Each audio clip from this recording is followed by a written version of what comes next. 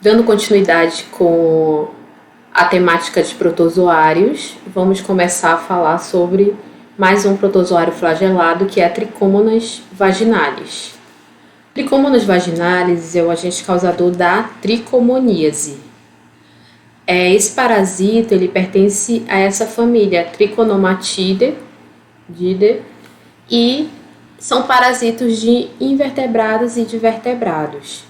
E sendo que o gênero mais comum é Trichomonas, né? E esses parasitas parasitam. Existem várias espécies que parasitam o homem, sendo que as principais são Trichomonas vaginalis, que está presente o hábitat desse parasita é vagina e a uretra, e Trichomonas tenax, que vive na cavidade oral. Considerando as espécies que têm importância veterinária, eu posso destacar para vocês o Trichomonas foetus, que ele causa aborto em alguns mamíferos, principalmente em vacas, certo? Então ele tem grande importância porque gera grandes perdas em matrizes, já que prejudica a questão desses processos de reprodução. Trichomonas vaginalis, eles têm esse aspecto, vocês podem verificar aqui nessa microscopia eletrônica de varredura também tem esse aspecto piriforme. E como vocês podem ver aqui nesse segmento anterior, na verdade nessa região anterior, o produto possui 4 flagelos livres aqui, e possui aqui um flagelo também posterior e apresenta essa membrana que é uma membrana ondulante, certo? Então, como vocês podem ver aqui o desenho esquemático, a gente tem essa estrutura aqui que é a membrana ondulante, característico, flagelo posterior livre e mais 4 flagelos anteriores também livres. Bem, esse parasito ele também se divide de maneira assexuada, por divisão binária, semelhante como a gente falou da giardia anteriormente.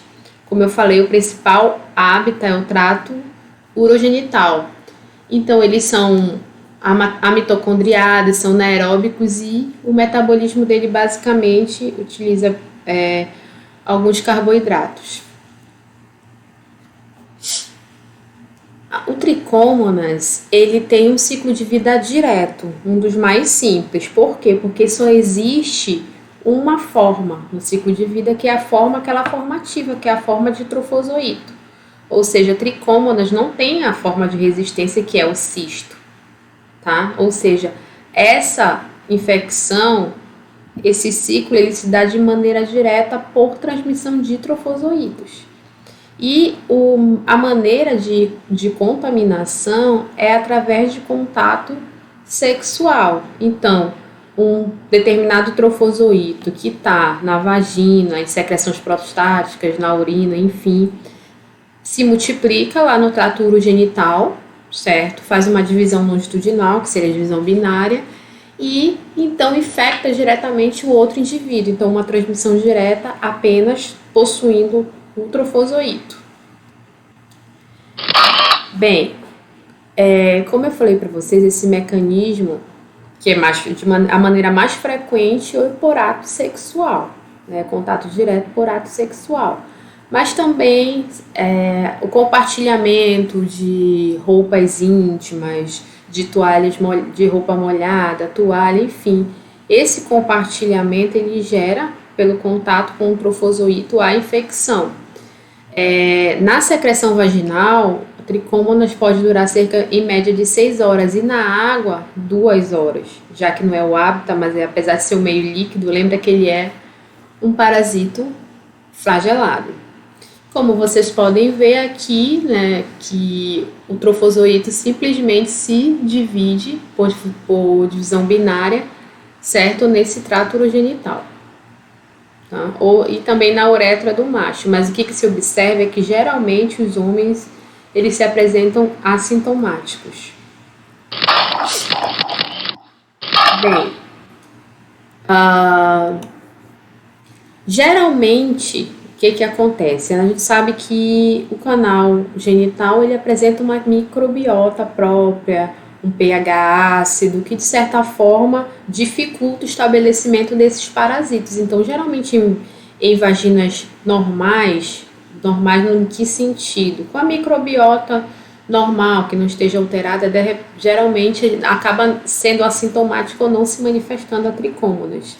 Mas alterações nessa microbiota do canal vaginal, alterações de pH, aumento de pH, por exemplo, uma descamação excessiva dessa vagina, seja pelo ato sexual ou outra patologia, pode favorecer, tá? Também como alterações hormonais, algum tipo de inflamação, uma vaginite, uma vulvovaginite, isso pode facilitar então essa infecção, esse aparecimento desses sintomas.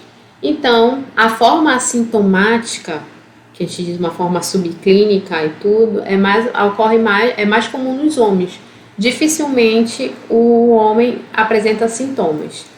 Já as mulheres, esses sintomas são mais frequentes, causando algumas inflamações, inflamação da vagina, da vulva, da cervice, ou seja, vaginite, vulvovaginite, cervicite. Então, isso pode gerar irritações e inflamações. E também ser porta de entrada para outros micro-organismos patogênicos, outros tipos de bactérias, por exemplo. E a sintomatologia geralmente está relacionada com corrimento, uma coceira, que é o prurido, ardor na região. Então, essas são as sintomatologias. Então, o que acontece? O tricômonas, ele se adere, né, às moléculas de superfície dessas células do trato urogenital e ele tem um efeito citopático. O que seria isso? Ele tem fruto do seu metabolismo, produto do seu metabolismo, tem algumas enzimas. São enzimas hidrolíticas, certo?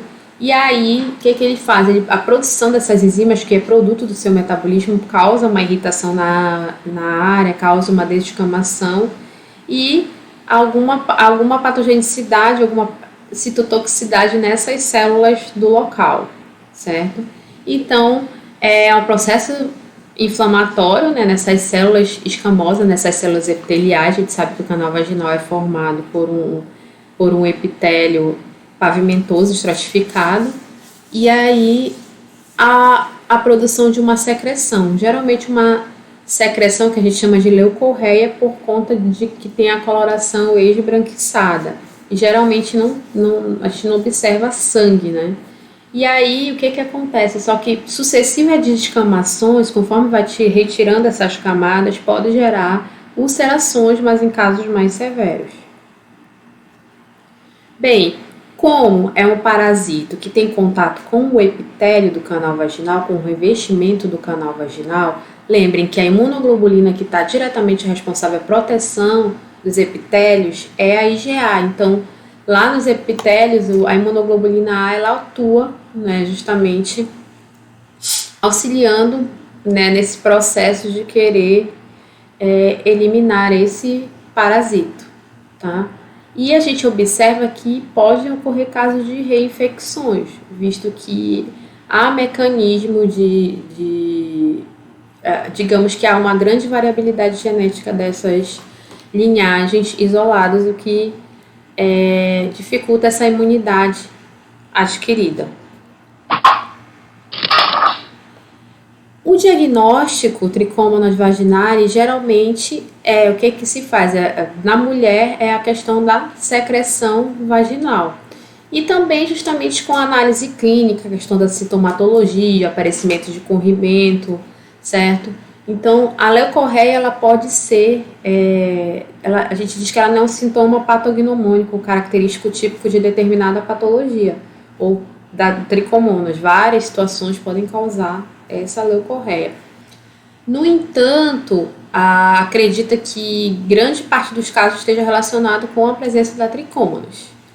E, como eu falei, o diagnóstico laboratorial por secreção vaginal, e no caso, se for no homem, né, secreção uretral, secreção prostática e até sedimentos de urina a gente pode ser encontrado. Como eu falei para vocês, como a maioria dos homens são assintomáticos, geralmente o diagnóstico se dá, provavelmente a sua parceira sexual apresentou um sintoma e o que fez tentar o diagnóstico.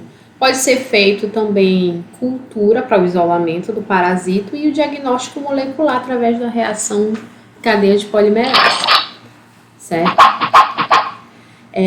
Tricômonas é um parasito cosmopolita. Acredita-se que se tem uma prevalência em torno de 20 a 40% em mulheres que se classifica, né, como mais sexualmente ativas, que seria entre os 16 e 35 anos, certo? E digamos que 10 a cada 15 homens, eles não são diagnosticados com tricômonas, mas é importante que, como vocês sabem que é uma doença sexualmente transmissível, que haja essa educação sanitária, o diagnóstico e o tratamento. É importante que haja na mulher, tanto na mulher quanto no parceiro, por conta dos riscos da reinfecção, porque se a mulher fizer o tratamento e o seu parceiro não fizer, o que pode acontecer é que continuar havendo essa reinfecção. Então, o tratamento tem que ser pronto, e esse tratamento é através da utilização também, né, assim como outros protozoários, dos nitroimidazólicos, né, esses fármacos, que são metronidazol, nidazol, enfim. Existem cremes, medicamentos orais, cremes de uso tópico, intravaginais, entre outros, tá? Como eu falei, é indispensável o tratamento dos parceiros. E para complementar, só falar para vocês que existe também outra espécie de tricômonas que é comum, Trichomonas tenax, que tem uma morfologia semelhante ao Trichomonas vaginalis, só que é um pouco menor, certo? E geralmente o hábitat desse parasito é na cavidade oral, inclusive às vezes formando parte compondo o tártaro, mas ele não é patogênico. Tem alguns registros com relação a pessoas imunossuprimidas, imunodeprimidas, mas não tem, digamos que, grande importância clínica ou epidemiológica. E a transmissão, né, como na cavidade oral, pode acontecer pela saliva, ok? Então, finalizamos aqui mais essa aula com os aspectos básicos da tricomoníase.